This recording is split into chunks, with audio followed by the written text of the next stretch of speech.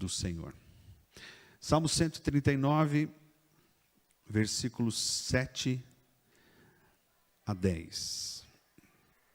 Davi, que escreve esse salmo, Davi diz: para onde eu poderia escapar do teu espírito? Para onde eu poderia fugir da tua presença? Se eu subir aos céus, lá estás. Se eu fizer a minha cama na sepultura, também lá estás. Se eu subir com as asas da alvorada e morar na extremidade do mar, mesmo ali, a tua mão direita me guiará e me sustentará. Amém? Querido, esse texto tem algo de profundo e especial, e eu gostaria que nesse princípio de culto, você permitisse que o Espírito Santo colocasse aí no seu coração, na sua mente, uma frase: não é possível fugir da presença de Deus. O Jever falou aqui no início, que muitas vezes nós equivocadamente, e é verdade, quantas vezes eu fiz isso, Jever? Vamos entrar na presença de Deus. Querido, não é possível isso. Ou você está, ou você não está. E Deus é aquele que, em todas as circunstâncias, tem estado conosco. Amém? E eu me lembro agora de que Adão, lá no paraíso, quando percebeu que havia pecado, a primeira coisa que ele tentou foi fugir da presença de Deus. A Bíblia diz que ele fez para si roupas com folha de figueira, e ele sabia o horário que Deus viria visitá-lo. Então Adão tinha consciência de que Deus viria. E hoje nós temos essa consciência. Por mais que às vezes a gente ache que Deus está distante, lá no fundo, nós sabemos que existe um Deus que vai nos confrontar, que vai nos visitar. Por mais que talvez esse Deus que eu esteja falando não seja o mesmo Deus para todos os povos, cada povo, e hoje eu li um artigo de um pastor americano, esse pastor defendia, era um pastor da área apologética, uma área que o Jorge gosta, e ele disse assim: você, por mais antigo que for pesquisar, em termos de tribo, em termos de aglomeração de pessoas ou de grupo de pessoas, você não vai encontrar em lugar nenhum do mundo uma tribo, um povo ateu. Aquele povo, aquele tipo de povo, seja qual for a raça, em algum tipo de Deus ele crê. É claro que nem todos creem no nosso Deus, alguns creem em deuses estranhos, em deuses que se constroem, mas não existe povo que não tenha Deus. Existem pessoas separadas dos povos que afirmam que não creem em Deus. E esse Deus que nós cremos é um Deus do qual nós não podemos fugir. Você pode falar comigo? Eu não posso fugir ou me esconder do meu Deus. Amém? Guardou aí no seu coração? Amém. Agora vá lá para o livro de Jonas, profeta Jonas. Aleluia. Não sei se facilita para você, mas Jonas fica entre Obadias e Miqueias. Ajudei ou atrapalhei? Livro do profeta Jonas. Glória a Deus. Eu vou pedir licença hoje para vocês, para a gente ler um pouquinho mais daquilo que nós normalmente lemos. Jonas capítulo 1. A palavra do Senhor veio a Jonas, filho de Amitai, com esta ordem: vá depressa à grande cidade de Nínive e pregue contra ela, porque a sua maldade subiu até a minha presença. Mas Jonas fugiu da presença do Senhor e dirigiu-se para Tarsis. Desceu à cidade de Jope, onde encontrou um navio que se destinava àquele porto. E depois de pagar a passagem, embarcou para Tarsis para fugir do Senhor. Eu vou repetir: embarcou para Tarsis para fugir do Senhor. O Senhor, porém, fez soprar um forte vento sobre o mar, e caiu uma tempestade tão violenta que o barco ameaçava arrebentar-se.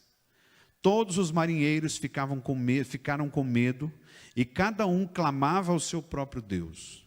E atiraram as cargas ao mar para tornar o navio mais leve.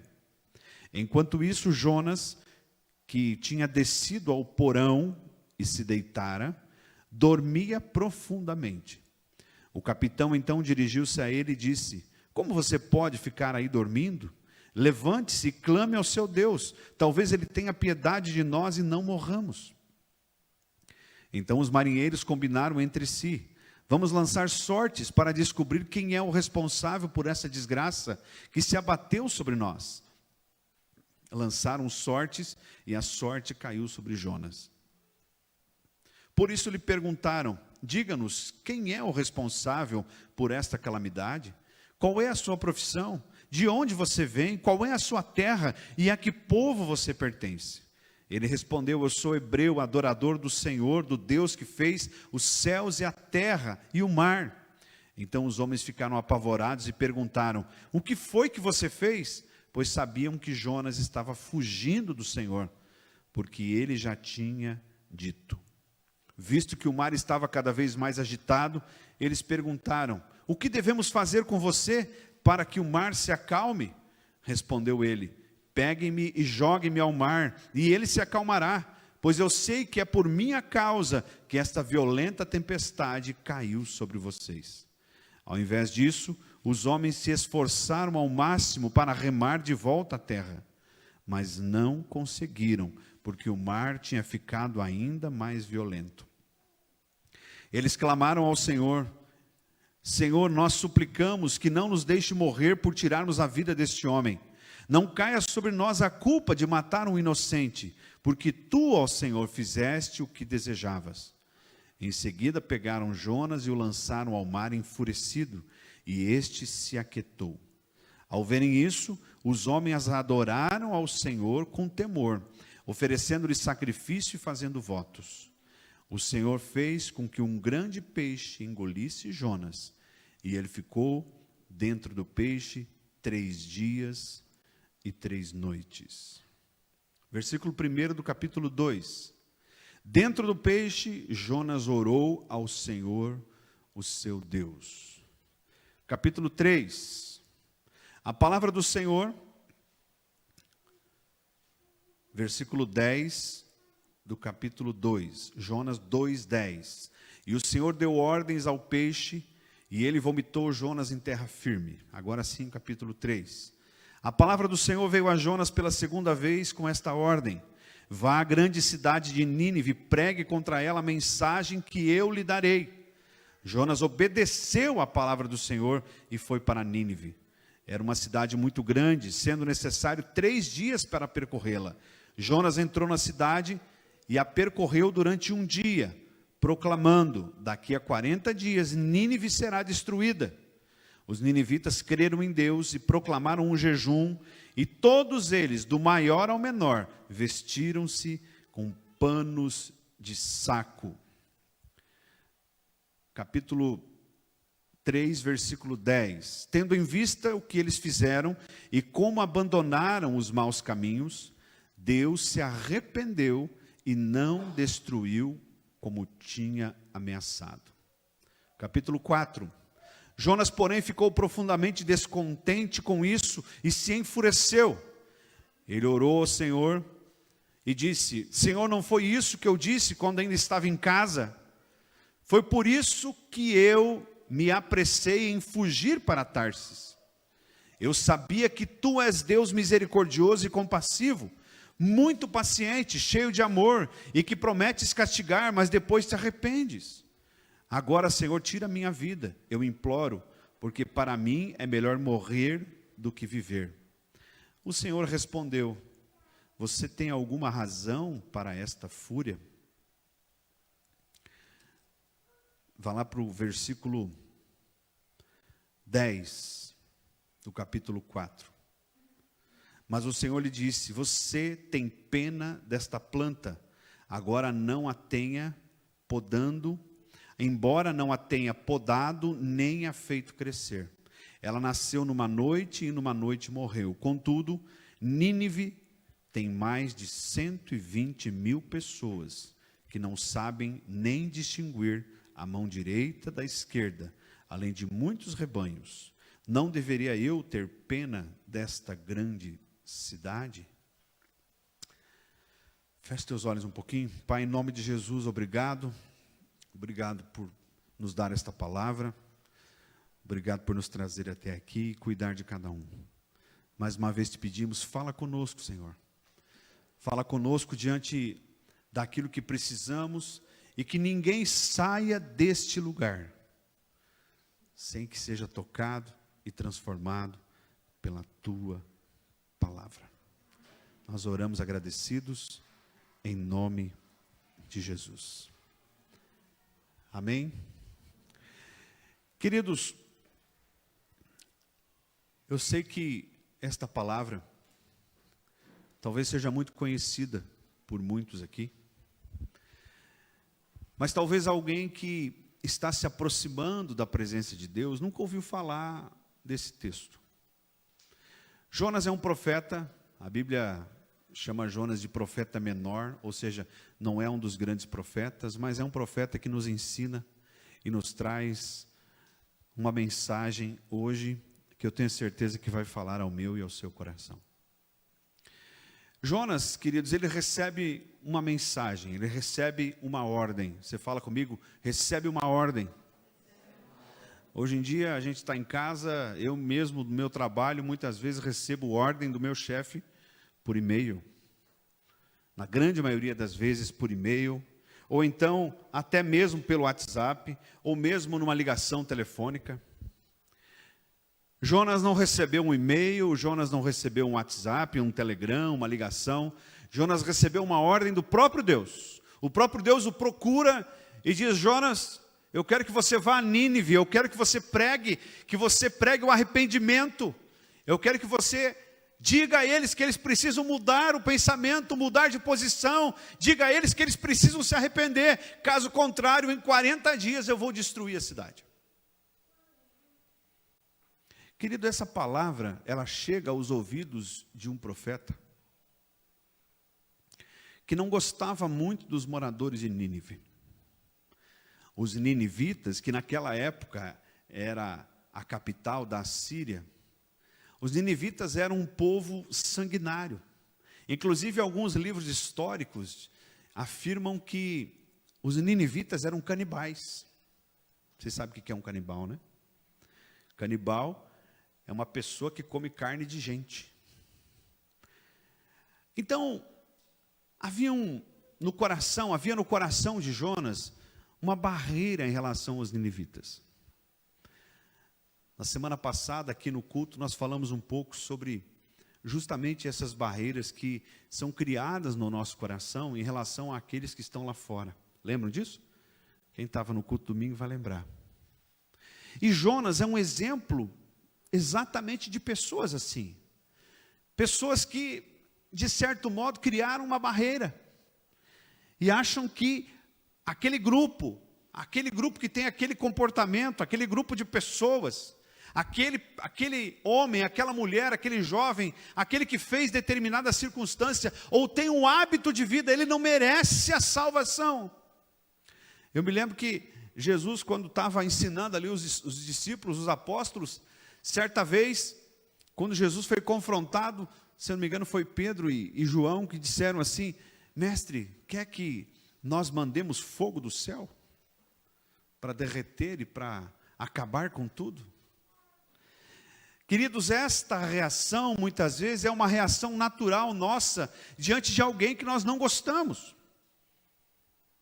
Fala comigo aqui, sendo sincero. Quem aqui um dia não teve vontade de esganar alguém? Verdade ou não é? Não precisa olhar para o lado, né? Mas você está lembrando daquele dia que você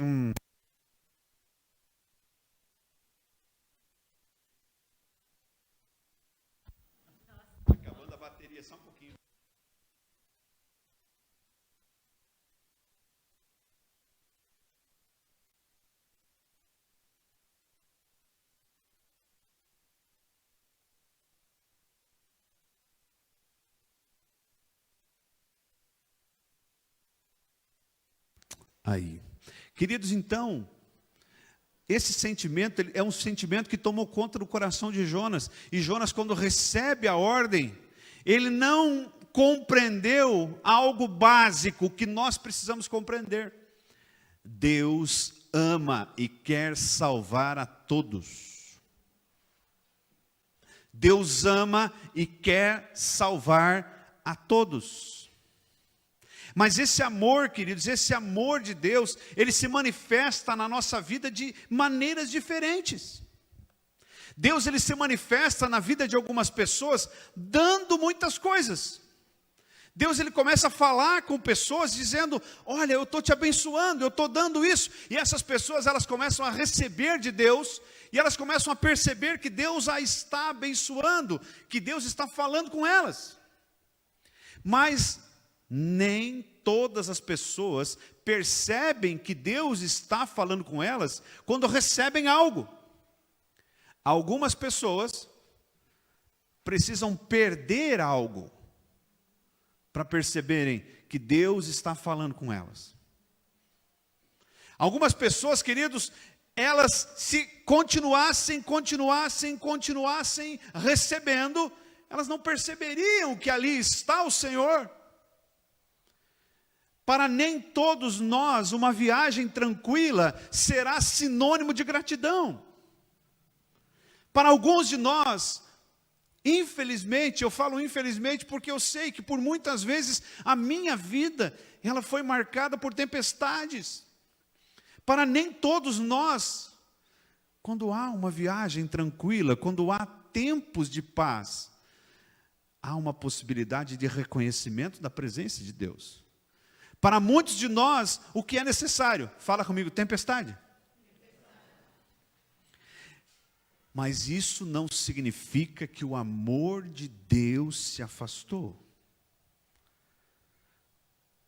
Amém? Eu fui ao médico semana passada e já faziam 6 meses que eu não ia. E ele naturalmente me pediu vários exames. Me pediu vários exames de sangue, me pediu ecografia, um tratamento que eu faço há muitos anos.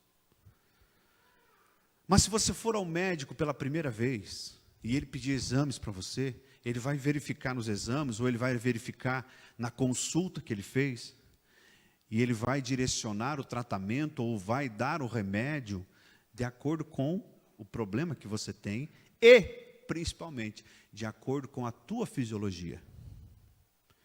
De acordo com o teu organismo. Nem todas as pessoas cujo problema é o mesmo, podem receber o mesmo tratamento médico. Amém? Tem gente que diz, olha, minha esposa mesmo disse, se ela tomar lá um remédio que é muito bom para ela, para dor de cabeça, ela não pode tomar porque ela apaga, ela dorme. E eu tomo aquele remédio e não me dá sono. Eu recebi um remédio uns anos atrás do médico, que era numa fase muito difícil da minha vida, o remédio tinha que fazer um tipo de efeito, e para mim ele fez o contrário. E então, quando eu fui reclamar com ele, disse, espera aí, mas que tipo de remédio você me deu? Ele disse, então você... Ele me disse a síndrome, não me lembro qual era a síndrome. E ele mudou o remédio, ficou bem. Queridos, Deus age comigo e com você exatamente assim. Ele nos conhece. O Salmo 139 diz que Ele conhece aquilo que nós vamos falar, a palavra que vem à nossa língua, antes mesmo da gente a pronunciar. Amém? Queridos, Deus conhecia muito bem o povo de Nínive. Deus sabia que a maldade deles estava ali impregnada. Deus sabia o que eles estavam falando. Jonas também conhecia o povo de Nínive, Jever. Ele conhecia muito bem, mas sabe quem que Jonas não conhecia? Jonas não conhecia a ele mesmo. Jonas não podia imaginar que ele tinha um coração tão duro. Você está me entendendo? Jonas olhou para o povo de Nínive, e o capítulo 4 diz que Jonas não queria o arrependimento de Deus daquilo que viria sobre a cidade. Jonas não queria que aquelas pessoas se arrependessem. O que Jonas queria? que aquela cidade fosse destruída. Então, ali no fritar dos ovos, Jonas achou que o bom era quem? Ele. Jonas olha para aquilo e fala: eu não vou pregar lá, porque se eu pregar, eles vão se arrepender, e se eles se arrependerem, o Senhor também vai se arrepender, e a cidade não vai ser destruída. Jonas não tinha noção de algo chamado misericórdia. Queridos, Jonas viveu num tempo aproximadamente entre 700 e 800 anos antes de Cristo. Então Jonas viveu num tempo ali muito próximo, aproximadamente 300 anos, do tempo do silêncio. Então tudo indica que Jonas não foi o último, mas deva ter sido um dos últimos profetas levantados por Deus. E Deus, ele mostra que ele simplesmente ama a todos e quer salvar a todos. Isso não significa que ele não vê, que ele não percebe e que o pecado não tem consequência. Uma coisa é amar o pecador, outra coisa é abominar o pecado. Amém? Queridos, olha só, a obediência de Jonas, ela veio da onde? Ela veio da consequência ou do coração? A consequência. Veja bem, Jonas deveria ir para Nínive. Ele compra a passagem, ele vai a um porto chamado Jope. Ele compra a passagem e ele pega o caminho inverso. Ele paga a passagem. E ele pega o caminho inverso. Nesse trajeto, veja bem, Jonas era profeta. E um profeta deveria ficar aonde? No porão ou no convés? Ah, pastor, talvez ali durante a viagem ele precisasse ficar. Eu estou falando em termos espirituais. Deus não levanta profeta para ficar escondido. Deus levanta profeta para ser guia. Deus levanta profeta para dar direção. Deus levanta profeta para mostrar para onde se deve caminhar. Deus não levanta profeta para dormir em porão. Não. Mas Jonas estava achando que poderia fugir de Deus.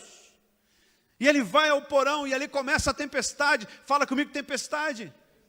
E é muito claro o texto em dizer que quem provocou essa tempestade foi o próprio Deus. E veja bem, ali naquele navio, talvez o único adorador do Deus verdadeiro fosse Jonas. Os demais, diz a Bíblia, os marinheiros, o próprio capitão do navio, chega para Jonas e fala: escuta, quem é você?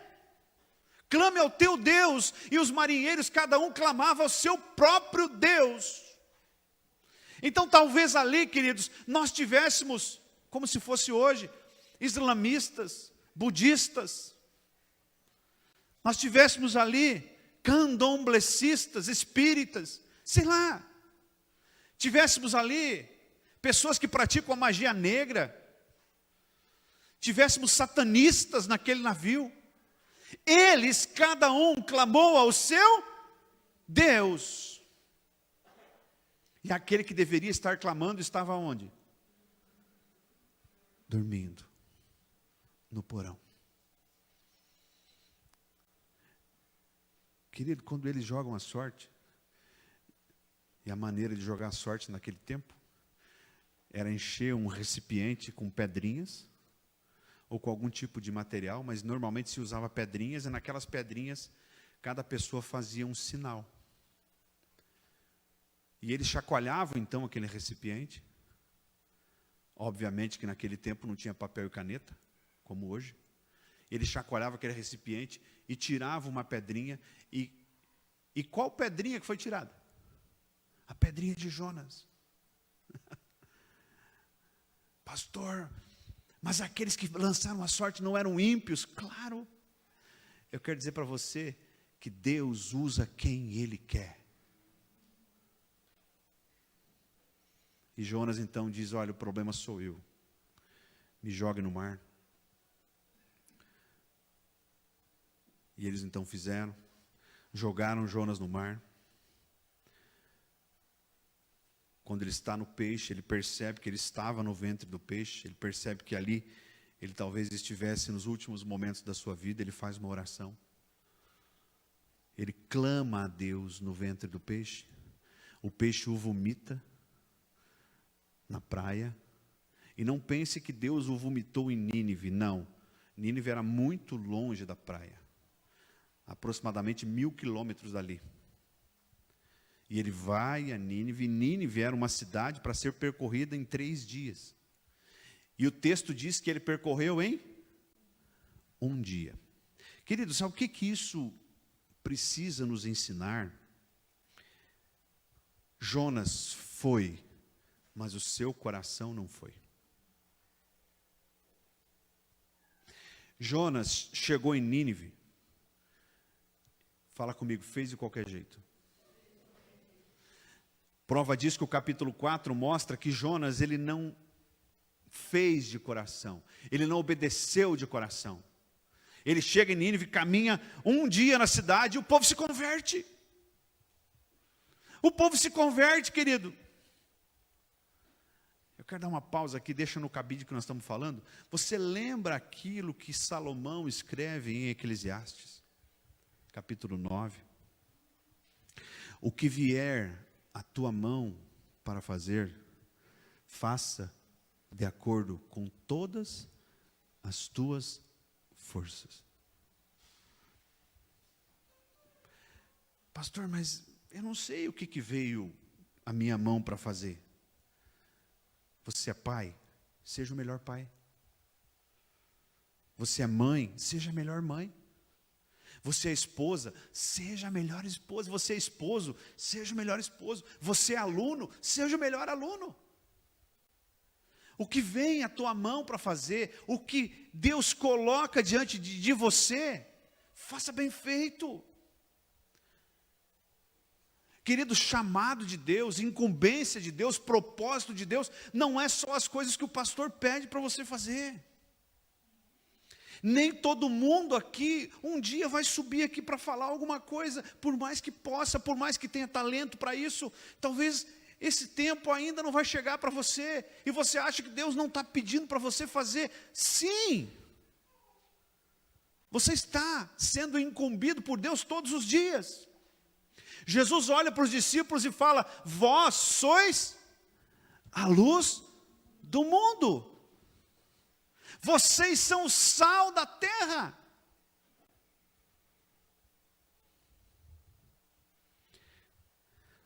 Quantas vezes, queridos, a gente vai visitar famílias muito humildes, mas aquela casa é limpinha. Aquela casa é organizada. A cadeira pode não ter nem a almofada pode até estar rasgada, mas embaixo daquela cadeira não tem teia de aranha. Querido, não é porque você não tem um cargo na igreja que aquilo que você faz não é incumbência de Deus. Quando nós somos chamados a fazer algo, nós devemos fazer de acordo com toda a nossa força. Serviço mal feito fica aparente. Decisão contra gosto logo se descobre. É melhor nem fazer do que fazer de maneira relaxada. Infelizmente, nós temos esse exemplo em Jonas. E aqui, vou dizer para você, Jonas não obedeceu por temor a Deus.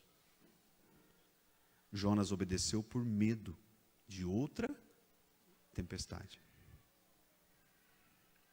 Há uma grande diferença. Há uma grande diferença entre obedecer, porque eu temo a Deus, eu tenho temor a Deus. A palavra temor, ela não está diretamente relacionada a medo, ela está diretamente relacionada a honra e respeito. Então eu tenho temor porque eu honro e porque eu respeito. Agora, o medo não. O medo, Ruth, o medo está associado a eu fazer para que algo não venha acontecer comigo. Estão me entendendo a diferença? Eu sou fiel à minha esposa porque eu tenho temor a Deus. Agora, se eu sou fiel à minha esposa porque eu tenho medo de Deus e medo que ela descubra a minha infidelidade, como está o meu coração? Meu coração não está com desejo de traí-la? Verdade ou não é? Logo, aquilo que eu faço não é de todo o coração. Logo, aquilo que eu faço não é da melhor maneira. Jonas precisava fazer aquilo da melhor maneira, mas ele foi e fez de qualquer jeito. Ele foi por medo de outra tempestade. Ou talvez para agradecer, ou talvez para retribuir, que Deus mandou aquele peixe. Amados, uma coisa muito importante nesse texto. Deus não disse para Jonas, Jonas, vai lá em Nínive e abre uma igreja lá. Não. E também Deus não disse para Jonas, Jonas, vai lá e leva uma equipe de evangelismo. Não. Pastor, mas os tempos são outros. Eu entendo perfeitamente que os tempos são outros. Mas desde aquele tempo, desde os profetas, depois a partir de Jesus, e depois com a presença do Espírito Santo aqui disponível, Deus não nos ensina outra coisa senão nos arrependermos. Uma religião pode ser necessária para que nós nos sintamos parte. E o escritor aos Hebreus fala isso. Não deixe de congregar. Mas esta religião, ela não pode substituir a minha necessidade de arrependimento. Pastor, o que é arrependimento? A etimologia da palavra arrependimento significa: eu não quero mais viver como eu vivia. Eu não quero mais praticar o que eu praticava. Eu não quero. Mas e se eu fizer? Eu vou perceber que aquilo que eu voltei a fazer não era algo que eu deveria. É por isso que a palavra é recheada em dizer, queridos, não pequem, mas se porventura pecar. Falei tantas vezes isso aqui, temos um advogado junto ao Pai, Cristo Jesus. Amado, não há conversão sem arrependimento. E era isso que Deus queria que Jonas fizesse em Nínive. Era isso que Deus queria ver no coração. Eu notei aqui algumas pessoas que a Bíblia traz. Veja bem, o filho pródigo, o que aconteceu com ele? Torrou o dinheiro do pai, chegou num tempo de fome, estava vivendo no meio dos porcos. A Bíblia diz que ele caiu em si e disse, espera aí, o que eu estou fazendo aqui? E ele volta. Ele voltou por quê? Porque ele estava arrependido. E ele só voltou porque o dinheiro acabou. Acho que foi o Luiz Hermínio que falou outro dia. Se no meio do caminho da volta do filho pródigo ele encontra uma ONG que dá para ele uma cesta básica e uns trocos, ou ele tem um sinal para fazer malabares e pedir dinheiro, ele teria voltado? Com todo respeito a você que abençoa famílias, continue fazendo isso. Mas uma coisa Deus me ensinou, queridos. Eu uma vez estava diante de uma situação que alguém me pediu dinheiro emprestado. Primeiro que é muito difícil eu ter dinheiro. Então pediu para a pessoa errada. Mas muitas vezes, e eu quero dar uma palavra pastoral para você. Muitas vezes, existem circunstâncias que nós precisamos abençoar outras pessoas. Existem emergências. Fala comigo, emergência. E existem emergências que nós precisamos entender que talvez Deus esteja nos usando para aliviar, sim, o irmão. Mas nós precisamos entender que muitas vezes, quando nós alcançamos algo, nós bloqueamos um processo de Deus na vida dessa pessoa.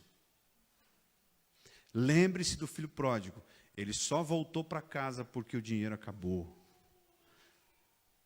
Se ele no caminho tivesse encontrado pessoas que continuassem o alimentando, ele não teria voltado para os braços do pai. A tempestade, muitas vezes, queridos, é a maneira como Deus usa para que o seu propósito possa se cumprir na minha vida ou na sua vida. Paulo era mestre, Paulo era doutor. A Bíblia diz que ele foi criado aos pés de Gamaliel. Gamaliel era um dos maiores mestres da lei judaica. Mas ele precisou de um encontro com o Senhor para se arrepender da vida que levava. Você pode conhecer a Bíblia de cabo a rabo. Você pode ter domínio da exegese bíblica. Você pode ter feito 3, 4, 5 cursos de teologia. Glória a Deus, é muito bom. Mas se não houver arrependimento, querido, nada disso vai se aproveitar. Zaqueu. Jesus olha para Zaqueu e fala: hoje me convém ficar na sua casa. Quando Jesus fala isso, lá fora, aquele povo, né? Mas depois da conversa que Jesus tem com Zaqueu, Zaqueu levanta e fala: eu quero dizer para vocês que aquele que eu roubei, eu vou devolver 4 vezes mais. O que houve no coração de Zaqueu? Arrependimento. Arrependimento. Davi, quando recebe a visita do profeta Natã, e é confrontado com a circunstância que ele estava acobertando. Querido, Davi estava numa situação confortável, Batseba já estava em casa, ele já estava acobertando tudo, mas diante de Deus não há como acobertar. De Deus não se foge, de Deus não se esconde. Ele recebe a visita do profeta Natã, e o profeta o confronta, e ele se arrepende. A Bíblia diz que ele clama ao Senhor e fala: não retires de mim o teu espírito. Cria em mim, diz o Salmo 10, cria em mim um coração puro. Davi estava sentindo que ele não era mais o mesmo. Davi estava sentindo que a presença de Deus tinha ido embora. E Davi então se arrepende, e o profeta fala: calma, eu vou perdoar você, mas as consequências, elas continuarão na tua vida. As consequências continuarão na tua posteridade. Irmãos, é por isso que nós temos que fugir do pecado. É por isso que, se eu fui chamado para o convés, eu não tenho que me enfiar no porão. Porque a misericórdia do Senhor não tem fim, mas a justiça também não. Deus é misericordioso? Fala comigo, é.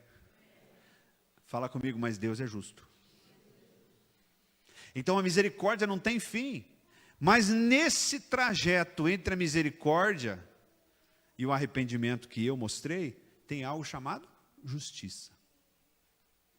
É por isso que eu preciso fugir do pecado.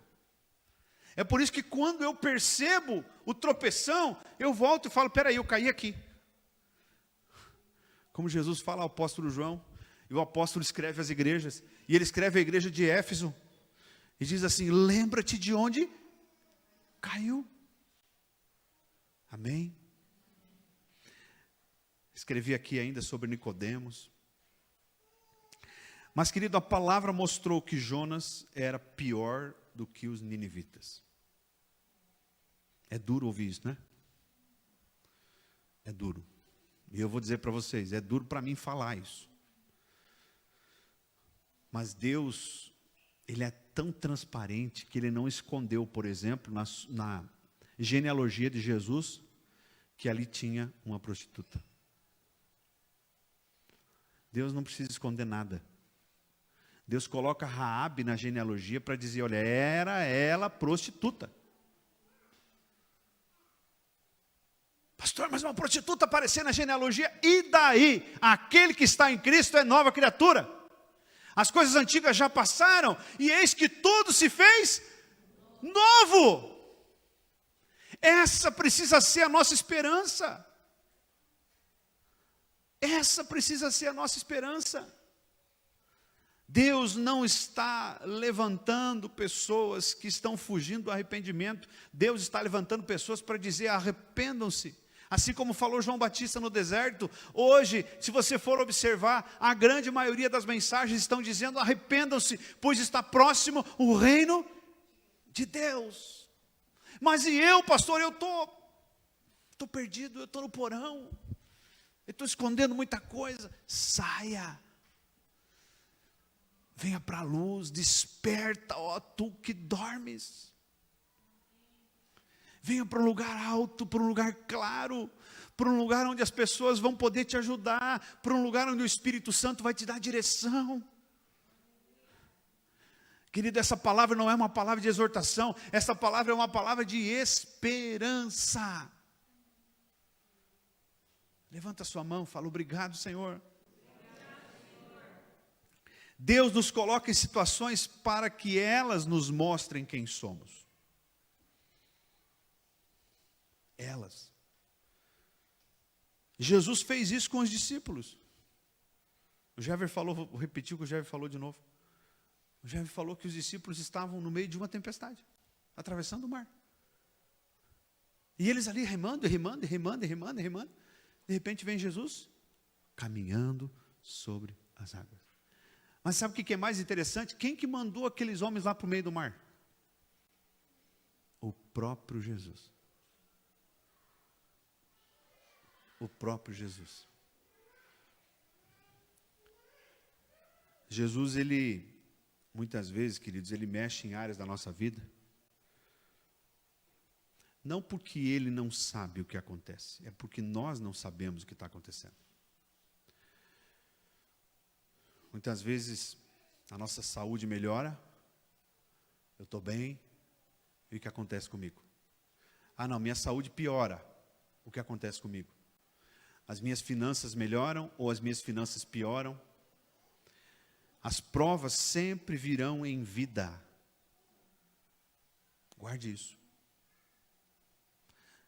Provas sempre virão em vida. A Bíblia é muito clara em dizer que para a sepultura onde nós vamos, não há quem possa louvar ao Senhor. E aqui eu quero dar uma palavra para você, que um dia ouviu alguém ensinar que depois que você morrer, vai ter outra vida. Mentira. Eu quero dizer para você que acredita em purgatório. A Bíblia não ensina sobre purgatório. A Bíblia diz que ao homem é dado o direito de morrer uma única vez, vindo depois disso o juízo. Esse versículo de Hebreus, ele mata 2 coelhos com uma só cajadada. Ele abomina a ideia de que eu vou reencarnar. Esquece isso. Não há reencarnação para o crente em Jesus, há ressurreição. E eu preciso crer que a prova para chegar à ressurreição, ela vai acontecer em vida. Significa que, faz assim, ó, respire. Você está vivo. Você ainda pode consertar talvez aquilo que não foi consertado na sua vida. Você está vivo e as coisas podem se ajustar na sua vida. Conserte. A prova não vem depois, a prova vem agora. Então aproveite esse tempo de prova. Aleluia.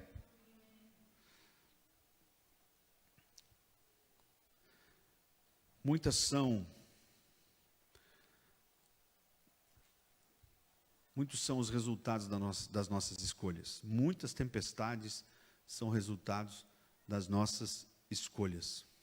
Mas eu quero dizer para você que muitas tempestades nos alinham ao propósito de Deus.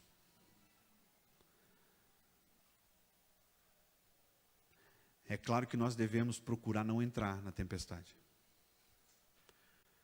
Não sei se alguém aqui gosta de brincar com radar meteorológico, e tem aí no celular os aplicativos de previsão do tempo. Eu sou apaixonado por isso.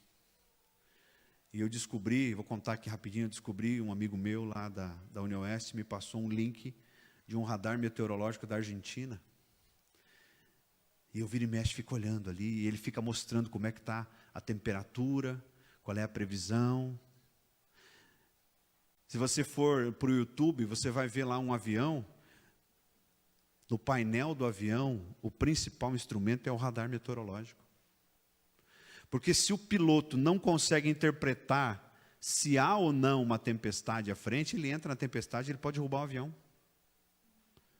Eu quero dizer para você, Deus nos deu o melhor radar meteorológico. Esse radar se chama, não é Garmin. Não é Garmin. Esse radar se chama Espírito Santo. Ele, o Espírito de Deus, é o melhor radar meteorológico. Se você está caminhando por uma direção, consulte-o, fale com ele. Pai, eu devo ir por aqui. Pastor, mas eu não sei orar. Querido, quem inventou esse negócio de palavra pronta fomos nós. Foi a religião. Orar significa conversar. Converse com Deus. Se tu entrou no supermercado, pegou o carrinho, o dinheiro está curto e você precisa ser sábio, ore. Tu vai comprar um carro, ore. Vai comprar um sapato, ore. Vai tomar uma decisão, ore. Vai casar, ore. Vai pedir a conta, ore. Tenho certeza que o radar meteorológico vai dizer, por aqui tem paz, por aqui tem angústia. A maior roleta russa que nós cristãos podemos fazer é tomar uma decisão sem orar. Mas eu quero dizer para você, se você for orar, se prepare para a resposta. Esteja atento diante daquilo que Deus vai pedir para você fazer. Nós muitas vezes, queridos, não entendemos as tempestades, mas nós sabemos muito bem como é que fomos parar no porão. Tanta coisa que nós podemos aprender. O porão, querido, é um lugar que atrai tempestade. Porão é lugar de isolamento, porão é lugar de esconderijo, porão é lugar de fuga. E sabe o que mais? Na época dos navios escravos, navios negreiros, sabe aonde que os escravos eram jogados? Não era no convés, aonde que era? No porão. Não se tem relato histórico dizendo que se transportou escravo da África para o Brasil no convés do navio. Não, os escravos iam no porão. Então tem um sentido espiritual o porão. A síndrome de Adão ainda está presente nas pessoas que querem se esconder. Sabe aquele dia? E você talvez não tenha falado, mas você pensou. Sabe aquele dia que você falou assim, estou com vontade de sumir. Alguém já falou isso? Eu vou levantar a mão. Eu já falei. A pé também? Estou com vontade de sumir. Quero sumir daqui. Sentimento pessoal, tristeza, angústia, problema. Mas quando nós nos escondemos, quando nós não tornamos isso claro, o porão não vai nos ajudar, ele só vai nos atrapalhar. Só vai. Irmãos, aquele que está no porão, ele não consegue desfrutar da viagem. Não enxerga nada. Fala comigo, não enxerga nada. E sabe mais uma coisa? Aquele que está no porão não sabe quando é dia e quando é noite. Quem está no porão é sempre noite. É sempre escuro. Você nunca tem clareza Irmãos, o teu lugar não é no porão, o teu lugar é no convés. O teu lugar é no lugar de luz. Você precisa compreender a viagem. Você precisa entender qual é a direção que o navio está tomando. A passagem que você comprou com o sangue de Jesus, ela não te dá acomodação no porão. Lá na sua passagem, não está escrito, você precisa ficar no lugar de escravo. A passagem que você comprou tem um número de poltrona que está no convés, não está no porão. Você precisa tomar posse disso. Fala comigo, eu preciso tomar posse. E se você for para o porão, vai chegar o capitão lá e vai dizer, irmão, teu lugar não é aqui, vamos trocar de lugar? Amém? E talvez hoje, nesta noite, eu esteja aqui fazendo o papel do capitão do navio, que está olhando para você e está dizendo, é hora de se acomodar no lugar certo. Amém? Por último, eu vou ler um versículo só. Jonas 2,7. Pode projetar aí, Diomar? Jonas 2,7. Para você não precisar abrir.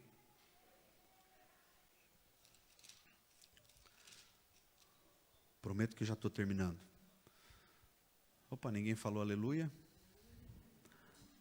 Jonas 2,7.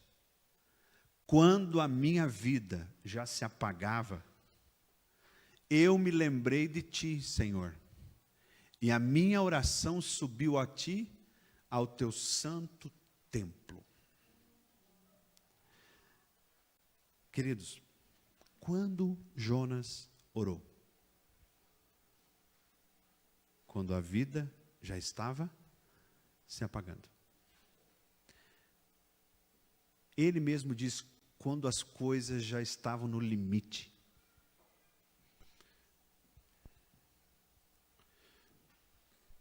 Irmãos, quando a gente tem uma dor, está se sentindo mal, o que a gente faz? Vai ao médico.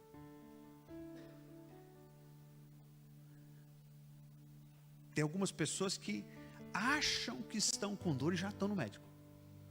E se o médico não dá nada de remédio, ele fala, escuta, doutor, você não vai receitar nada? São os hipocondríacos, né? Mas tem outras pessoas, seu Nelson, que esperam.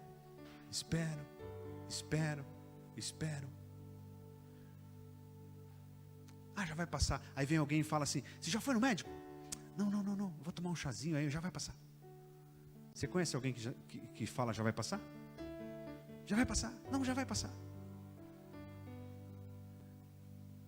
Já vai passar. Acontece muito isso com a tal da apendicite, né? Começa a ficar mal, e dor, explodiu.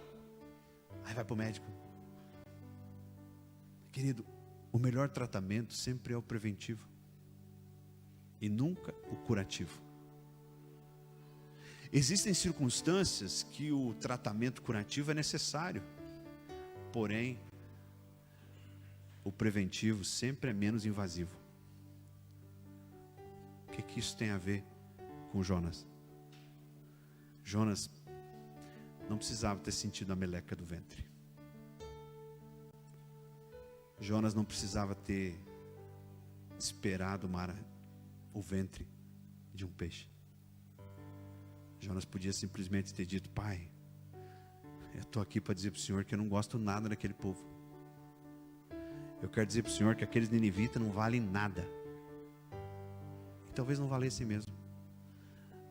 Mas Jesus fala por meio da mulher que perdeu a moeda, pois há no céu júbilo diante dos anjos por uma só alma que se arrepende.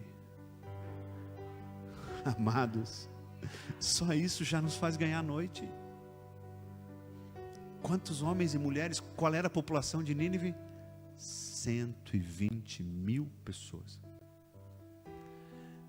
E o mais interessante nesse texto de Lucas, que Jesus fala, há júbilo diante dos anjos. Então, quem que está dançando e comemorando? Deus. Deus está fazendo festa diante dos anjos. Por uma só alma. Só uma.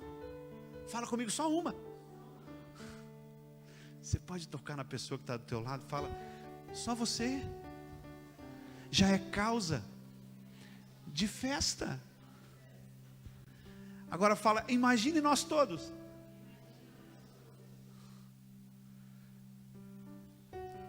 Irmãos, não espere o limite para mudar. A doença, ela vai dando sinais. Algumas são repentinas, claro, mas a maioria das doenças, e principalmente as doenças espirituais, elas vão dando sinais. Sinais.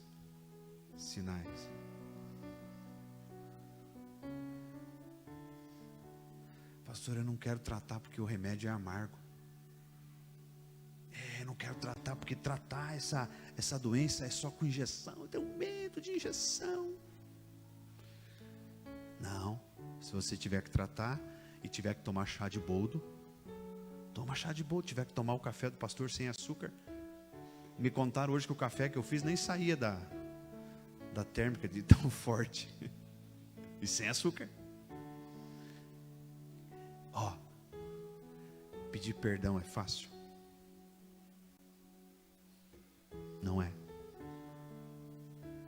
É remédio amargo. Perdoar é fácil? Não. É remédio amargo. Deixar de fazer aquilo que gosta é bom? Não. Quem tem filho aí já passou por isso. Às vezes tem um último pedaço. Esses dias mesmo era um último. E vocês sabem que eu gosto muito de melancia. Era o último pedaço de melancia lá em casa. Foi eu sentar no sofá, ver a Rebeca e a Maju. Eu quero. O que eu fiz? Não vou dar. Essa é minha. Eu dividi. Quando Paulo vai falar sobre casamento, e ele fala, mulheres, sejam submissas aos vossos maridos. Muita gente fala, mas que radicalismo, que exagero, né? Falar que as mulheres precisam ser submissas. Mas de repente ele fala, maridos, amem as vossas esposas e se entreguem por elas, como Cristo amou a igreja e se entregou por ela. Sabe aquele negócio que você não gosta de fazer no casamento, mas a tua esposa gosta? Faça. Esse é o modelo de Cristo. É claro que há um sentido profético ali. Paulo está falando da noiva e do noivo.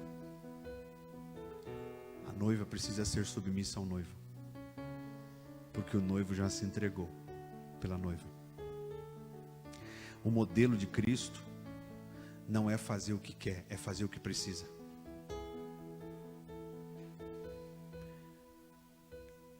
Se talvez nós tivéssemos apenas que olhar para a Bíblia e fazer uma tabelinha de quantos sapos Jesus engoliu. Já parou para pensar nisso? Engoliu ou não? Concorda comigo? Fala comigo, Jesus engoliu sapo. Muitos.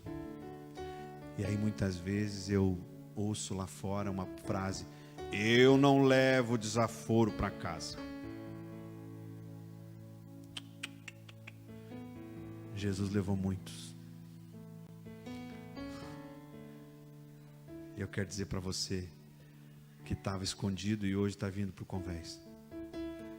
Levar desaforo e engolir sapo faz parte da vida do cristão. Pastor, mas eu vou sofrer. Não, você não vai sofrer. Você não vai sofrer porque lá na frente você crê na promessa daquele que disse: eu vim para que tenham vida e a tenham em abundância. Você crê na promessa de que nem olhos viram, e nem ouvidos ouviram, e nem jamais penetrou no coração do homem aquilo que Deus tem preparado para aqueles que o amam. Você não vai ter problema em engolir sapo, porque você sabe que o melhor vinho ainda está por vir. Aquele ditado popular que diz que quem tem pressa come cru. Já ouviu? É exatamente isso com Deus, querido.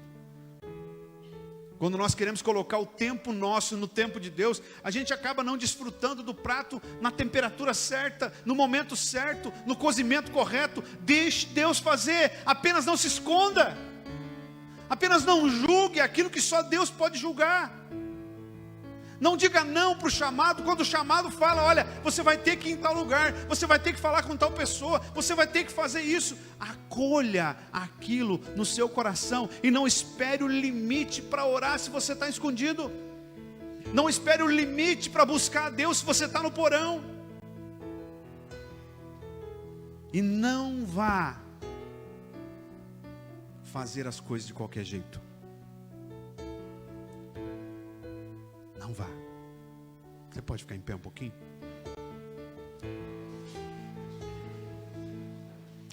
Deixa aí na cadeira toda angústia, toda preocupação. Aleluia. Deus está destravando ministérios nessa noite. Tem alguém aqui que teve um sonho essa semana.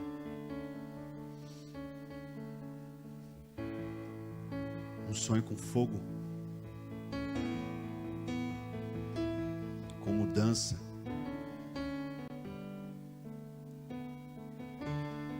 Deus está dizendo para você: esse sonho eu te dei há muito tempo. E esse é o tempo que eu estou trazendo fogo para purificar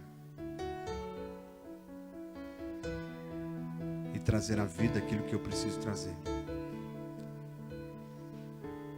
Talvez não seja hoje que você queira, mas você que teve esse sonho, me procure. Eu preciso orar com você.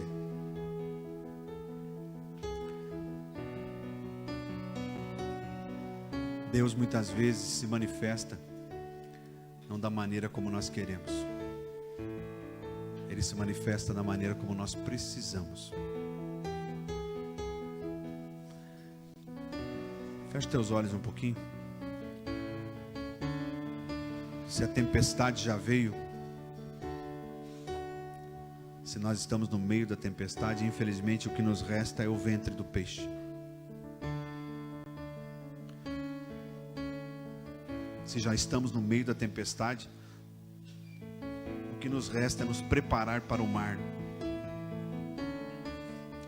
Melhor seria não ter entrado nela, mas agora nós precisamos sair. E nós só conseguimos sair vivos da tempestade quando nós assumimos a nossa posição de profeta. Quando nós assumimos a nossa posição de pessoas que estavam fugindo de Deus. Nesta noite Deus diz: não é a fuga a solução. Não é se escondendo que você vai resolver. Não é ignorando a sua identidade que você vai resolver. Não tente dormir e fazer de conta. Nesta noite, Deus está nos dizendo: não tenha medo da ira.